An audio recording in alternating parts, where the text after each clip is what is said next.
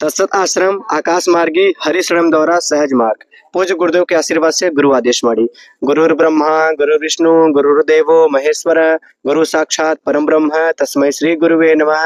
नारायणं नमस्कृत्य नरं चैव नरोत्तमं देवीं सरस्वतीं व्यासं ततो जयमुदीरयेत्। आज हम स्टार्ट करने वाले हैं। कई लोगों का प्रश्न था। श्री समर्थ वेदांती भैया मेरठ से हैं। इससे पहले हमने पॉडकास्ट किया था। कई प्रश्नों को लेकर भैया से बातचीत हुआ था, वार्तालाप हुआ था। तो अभी कई दर्शक पूछे हैं कुछ प्रश्न, उन प्रश्नों को लेकर आज फिर शामिल हुए हैं हरिशरणम चैनल पे। भैया से आज प्रश्न करेंगे। जो प्रश्न है, अगर आपके मन में भी कोई प्रश्न है तो आप कमेंट पे पूछ सकते हैं, उस पर वीडियो जरूर आ जाएगी। तो भैया पहला प्रश्न था निखिल जी के द्वारा, कैवल्य क्या है? क्या निर्गुण निराकार तत्व में विलीन हो जाना ही कैवल्य है, अथवा सगुण साकार भगवान को प्राप्त हो जाना भी कैवल्य है? कैवल्य क्या है? कैवल्य मोक्ष किसे कहते हैं? देखिए, जब अद्वैत वेदांत में आप प्रारंभ करते हैं तब तो ऐसा लगता है कि मोक्ष की अवस्था पानी है, लेकिन जब आप धीरे धीरे आगे बढ़ते चले जाते हैं तो सब कुछ ब्रह्म ही है। सर्वम खलिदम ब्रह्म, ये बात क्लियर हो जाती है। जब सब कुछ ब्रह्म ही है तो पाना किसको है? फिर तो किसी को पाना ही नहीं है। सब कुछ एक ब्रह्म मात्र ही है।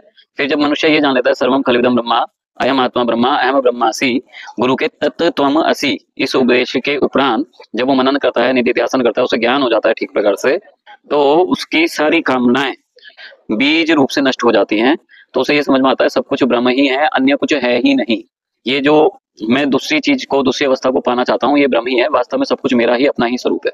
तो जब सब कुछ अपना ही स्वरूप, ये बात क्लियर हो जाती है ठीक प्रकार से बुद्धि को, तो हम ये कहते हैं कि हाँ, आपको केवल तत्व क्लियर हो गया। तो सारे दोष निर्बीज हो जाते हैं और जब शरीर छूटता है तो पुनर्जन्म, पुनः शरीर धारण नहीं होता, पुनर्जन्म भी देते। तो ये अवस्था कैवल्य की है। तो क्या साकार सगुण द्वारा भी कैवल्य की प्राप्ति होती है? सगुण के द्वारा? तो गीता का 12वां अध्याय इसमें प्रमाण है, भक्ति योग। उसमें भगवान श्री कृष्ण कहते हैं जो लोग सगुण की उपासना करते हैं वो लोग मेरे को श्रेष्ठ मान्य है, और जो लोग निर्गुण की उपासना करते हैं वो मुझे ही प्राप्त होते हैं। तो मुझे ही प्राप्त होते हैं का मतलब वहां पर ये है, जहां भी भगवान ने गीता में ये बोला है मुझे ही प्राप्त होता है, उनका पुनर्जन्म नहीं होता।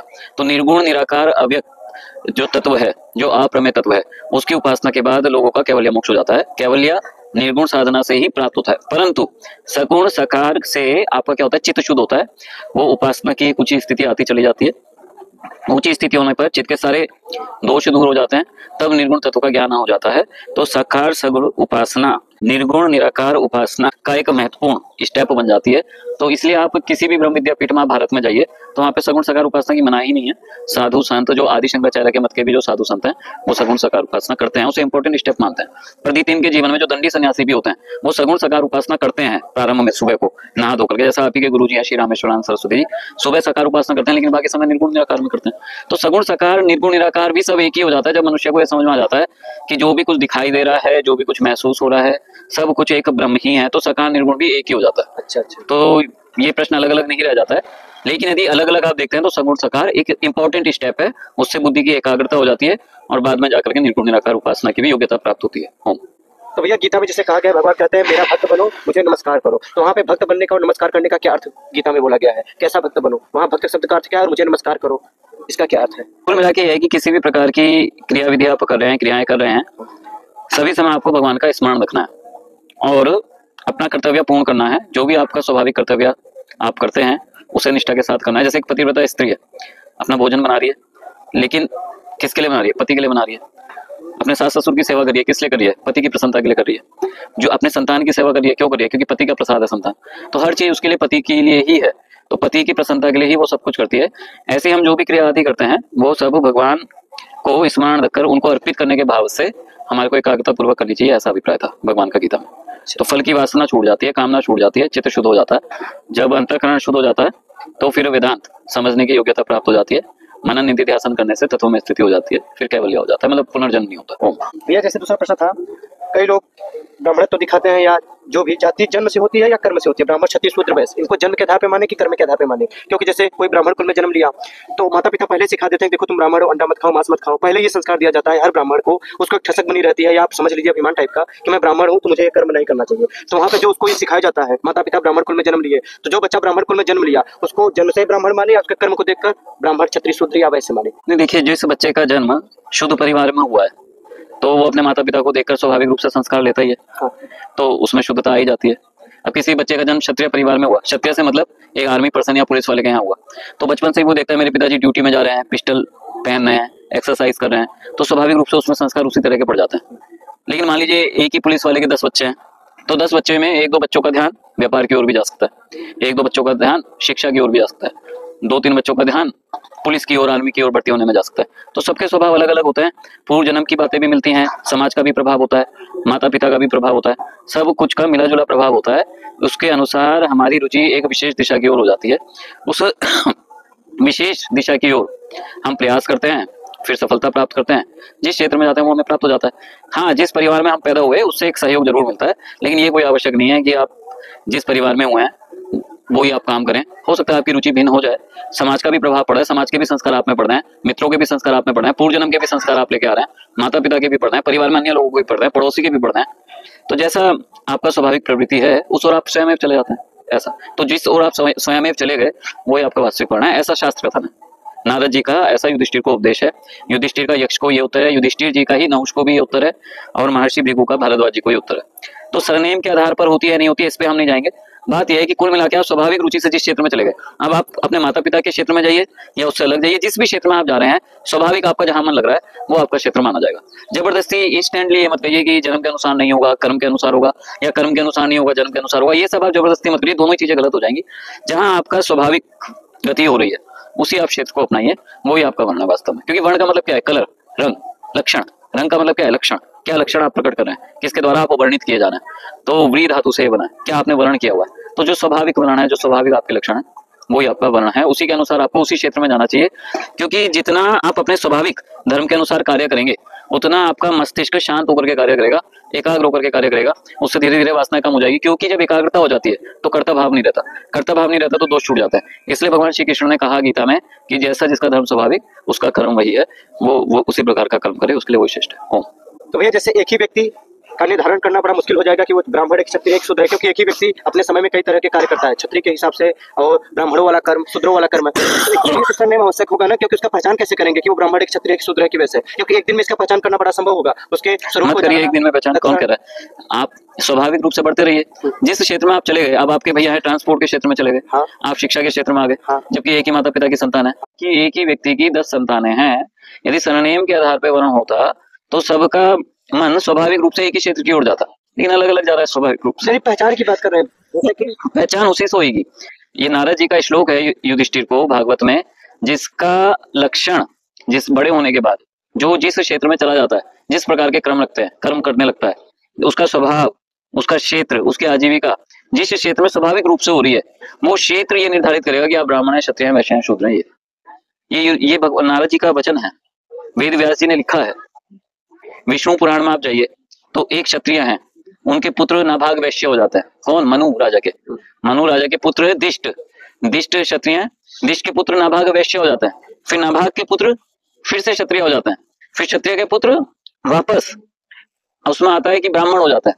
तो एक ही जींस में क्षत्रिय का पुत्र हुआ वैश्य, वैश्य का वापस क्षत्रिय, फिर उसका वापस ब्राह्मण। आप सोचिए एक ही लीनियज में परदादा से लेके जो पड़पोते तक आपको 3 वर्ण दिख जाते हैं, ब्राह्मण, क्षत्रिय, वैश्य। कैसे पॉसिबल है? अब विष्णु पुराण बहुत इंपॉर्टेंट पुराण है, महर्षि वेद व्यास जी के जो पिता हैं पराशर ऋषि, उनका लिखा हुआ है। चतुर्थ अंश में आप जाइए, उसमें आपको एक चीज मिलती है विष्णु पुराण के। ऐसा तो भैया ऐसा क्यों आता है कि जैसे कि मनुस्मृति में भी ऐसा आता है कि सूद के कानों में नहीं जाना चाहिए, स्त्री के कानों में नहीं जाना चाहिए, अगर जाए तो उनके कानों में शीशा पिघला के डाल दें। तो ऐसा लोग सोच रहे हैं कि क्या शास्त्रों में उनके साथ अन्याय किया गया कि अगर उनके कानों में मंत्र पड़ गया तो उनके कानों में पिघला के शीशा डाल दे, कांच डाल दे, ऐसा इसका क्या अभिप्राय है? नहीं, पिघला के शीशा, देखिए एक मुहावरा भी होता है, है ना, 1 और 1 11। तो 1 और 1 11 का मतलब ये नहीं है कि 1 और 1 11 होता है, 1 और 1 2 होते हैं, पूरी दुनिया जानती है। तो 1 और 1 11 वो बस देखने में 11 ऐसे हो जाता है। उसका अभिप्राय यह है कि 1 और 1 व्यक्ति मिले रहते हैं तो उनका कॉन्फिडेंस बढ़ा रहता है, बहुत ज्यादा बढ़ जाता है। वो जितना एक अकेले व्यक्ति का कॉन्फिडेंस होता है उससे कई गुना हो जाता है 2 व्यक्तियों का कॉन्फिडेंस। तो एक मुहावरा टाइप का होता है। तो वो जो चीज बोली गई है शूद्रों के कान में डाल देना चाहिए, कुल मिला के उसमें संकेत ये किया गया है कि शूद्रों को नहीं सुनना चाहिए। अब गलती क्या होती है, शूद्र वहां सरनेम से शूद्र नहीं है, शूद्र वहां उन लोगों को कहा गया जो पढ़े लिखे नहीं है। जो पढ़े लिखे नहीं होंगे उनको आप सीधे इंजीनियरिंग का ज्ञान दीजिए, डॉक्टरी का ज्ञान दे दीजिए, उन्हें डॉक्टर और इंजीनियर बना दीजिए, गड़बड़ कर देंगे।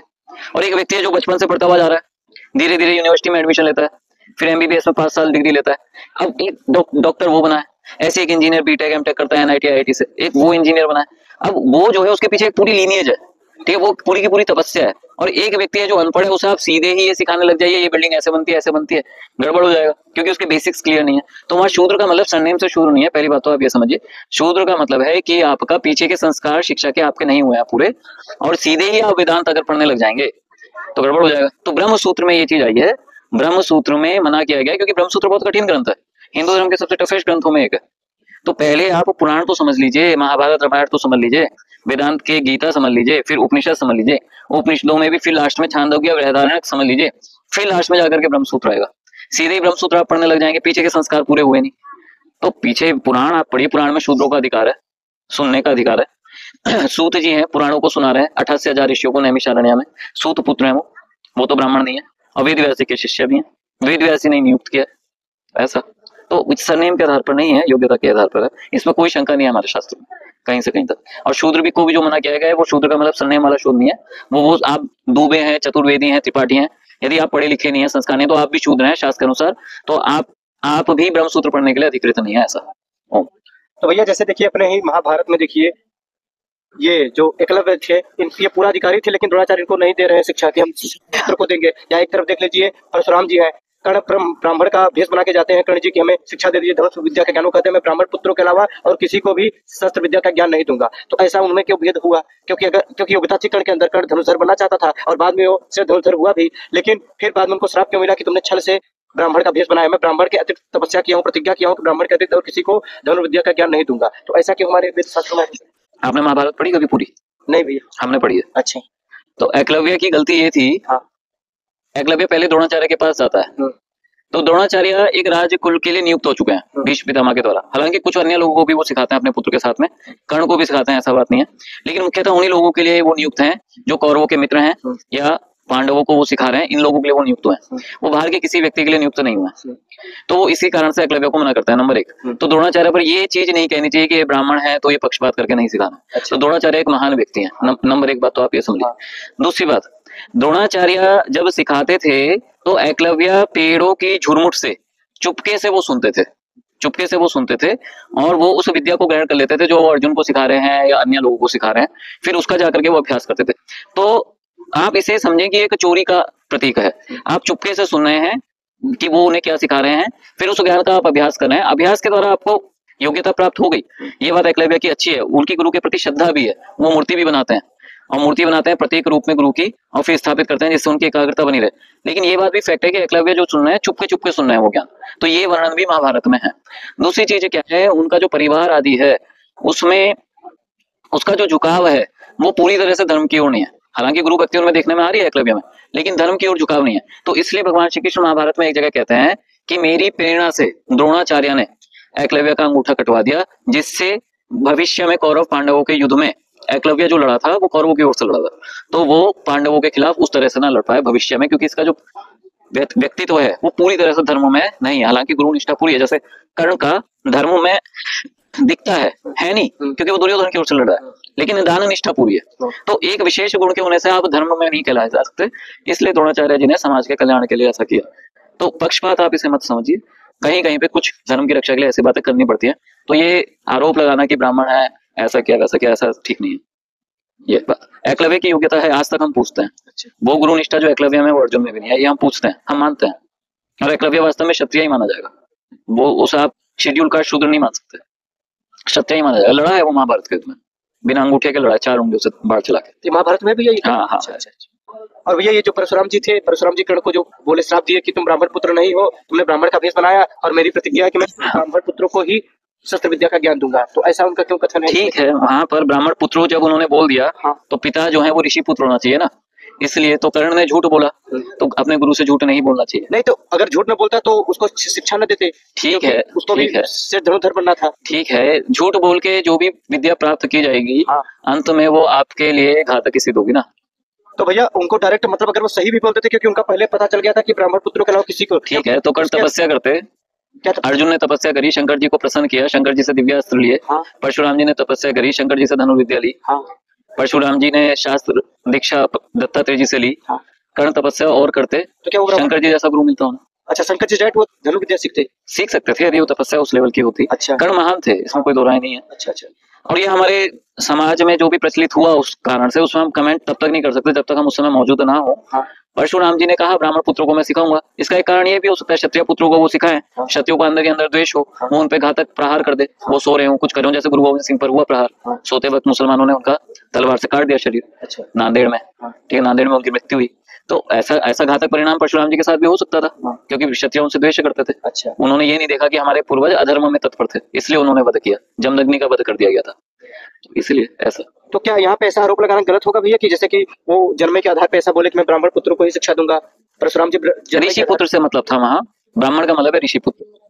तो ऋषि। क्योंकि परशुराम जी भी जो हैं हाँ। खुद तो क्षत्राणी के पुत्र हैं, रेणुका क्षत्रिय है, अच्छा। पिता जमदग्नि तो ब्राह्मण है। हाँ। तो ऐसा नहीं है, दोनों का ही तेज संपन्न है। अच्छा अच्छा। तो ऐसा ऐसा हम नहीं मान सकते कि चलो, उनके देश विद्वेष है, अच्छा। ऐसा हम नहीं मान सकते, वहाँ ऋषि पुत्र से ले लेना चाहिए। अच्छा। 4 जगत गुरुओं में 3 जगत गुरुओं के संप्रदाय वैष्णव संप्रदाय है, लेकिन शंकराचार्य जी का संप्रदाय क्या है, शैव या वैष्णव शास्त्र के अनुसार? नहीं, शंकराचार्य जी का जो मंत्र चलता है प्रारंभ में, तो चलता है सदाशिव समारंभाम शंकराचार्य मध्यमाम अस्मदाचार्य पर्यंतम वंदे गुरु परंपरा। तो वो सदाशिव समारंभ अपने आदि गुरु भगवान सदाशिव को मानते हैं, लेकिन इसका अर्थ ये नहीं है कि वो शैव परंपरा से हैं, क्योंकि आदि शंकराचार्य जी जब अपने जीवन में घूमते हैं भारतवर्ष में, तो वो शैव आचार्यों को भी हराते हैं। और वो कहते हैं जो वास्तविक जो तत्व है, जो कैवल्य जो मुक्ति होगी, जो अंतिम जो मोक्ष है, वो अपने तत्व में स्थित होने पर ही मिलेगा, कैवल्य में स्थित होने से ही मिलेगा। वो शिव के साकार स्वरूप के द्वारा आप शिवलोक को प्राप्त होंगे, लेकिन अंततोगत्वा आपको वहां पर भी भगवान शिव जब वेदांत का उपदेश करेंगे तो आपकी मुक्ति होगी। तो जो अंतिम जो मुक्ति है, ना वो शैव की है ना वैष्णव की है, वो वास्तव में अद्वैत मत की है, निर्गुण निराकार जो आपका आत्म तत्व ब्रह्म है, जो सब जगह है, सर्वत्र व्याप्त है, ईशावास्यमिदं सर्वम, उसको जब आप समझ लेंगे, सर्वम खलविदं ब्रह्म वाले तत्व को जब आप समझ लेंगे, तो ही आपकी वास्तविक मुक्ति होगी। तो अद्वैत वेदांत संप्रदाय आप कह सकते हैं, वो संप्रदाय भी नहीं है, संप्रदाय शब्द उसे गौड़ बनाता है, वास्तव में वो व्यापक है, वो क्योंकि सर्वत्र वही है। तो आदि शंकराचार्य जी का जो मत है वही इन 4 शंकराचार्यों का मत है, क्योंकि वो उनकी शिष्य परंपरा में मुख्य ऐसा, वो तो उसे शैव वैष्णव में आप नहीं तोल सकते। तो भैया जैसे भक्त होते हैं, भक्त क्या करते हैं, तुलसीदास जी का भी कथन है, सिया राम में सब जग ज्ञानी, जित देखो तित श्याम, मतलब एक भक्त सब में भगवान को श्याम को देखता है, राम को देखता है, अपने में आप में सब में, तो क्या वो अद्वैत वेदांत नहीं हुआ?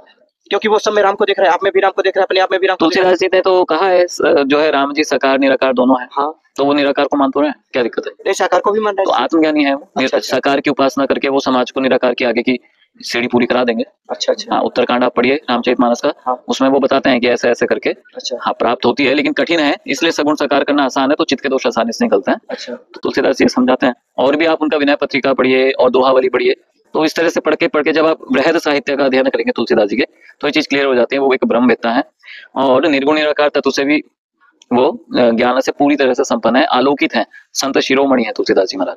तो सगुण साकार की उपासना खुद भी करते हैं, लेकिन निर्गुण निराकार को भी जानते हैं, उस प्रकार की सिद्धता को भी वो प्राप्त किए हुए हैं। जनता के सामने सगुण साकार स्वरूप इसलिए रखते हैं क्योंकि जनता के लिए वही समझना ज्यादा आसान। तो क्या भैया तुलसीदास जी के जीवन में ऐसा आता है कि वो वेदांत सूत्र का अध्ययन किए हो या वेदांत का अध्ययन किए हो? किए तो इसका कोई कथा? वेदांत सूत्र का तो नहीं कहते, लेकिन वेदांत का अध्ययन उनका था। उनके गुरु जो थे हाँ। नरहरि आनंद महाराज जी, हाँ। 5 वर्ष की आयु में तुलसीदास जी को ले गए थे। हाँ। तो अपना राम जी का भी जाप कराते थे और अपना वेदांत वेद सबका अध्ययन उन्होंने कराया। रामचरितमानस आप पढ़िए, किसी भी कांड में जो प्रारंभिक श्लोक है वो संस्कृत के हैं। हाँ। तो तुलसीदास जी का संस्कृत का ज्ञान बहुत अच्छा है, अच्छा। संस्कृत में भी रख सकते थे, लेकिन आम जनभाषा की जो भाषा है अवधि भाषा उस क्षेत्र विशेष में, उसमें उन्होंने रचा ऐसा। अच्छा। तो भैया क्या इसका प्रमाण कहीं आता है कि जैसे उन्होंने अद्वैत वेदांत का ज्ञान पढ़ा हो या गुरुदेव ने उनको सिखाया हो या भक्तमाल में या कहीं उनका चरित्र ऐसा मिलता हो तुलसीदास जी का जहाँ पे आपने पढ़ा हो कि उनको वेदांत सूत्र का ज्ञान मिला अपने गुरुओं के द्वारा या वेदांत श्रवण किए, ये सब ब्रह्मनिष्ठ ब्रह्मश्रुति? नहीं, जब आप तुलसीदास जी की रामचरितमानस आप पढ़िए, हाँ। दोहावली पढ़िए, गीतावली पढ़िए, हाँ। और अन्य ग्रंथ भी आप पढ़िए, विनय पत्रिका पढ़िए, तो ये चीज समझ में आ जाती है कि तुलसीदास जी का वेदांत का ज्ञान परिपूर्ण है, पूरा अध्ययन किए हुए हैं। लेकिन वो चूंकि जनता के हितार्थ रख रहे हैं, तो जैसा आपसे कोई बच्चा कुछ समझना चाहे तो आप बच्चों को बच्चों की भाषा में समझाएंगे ना, आसान आसान तरीके से।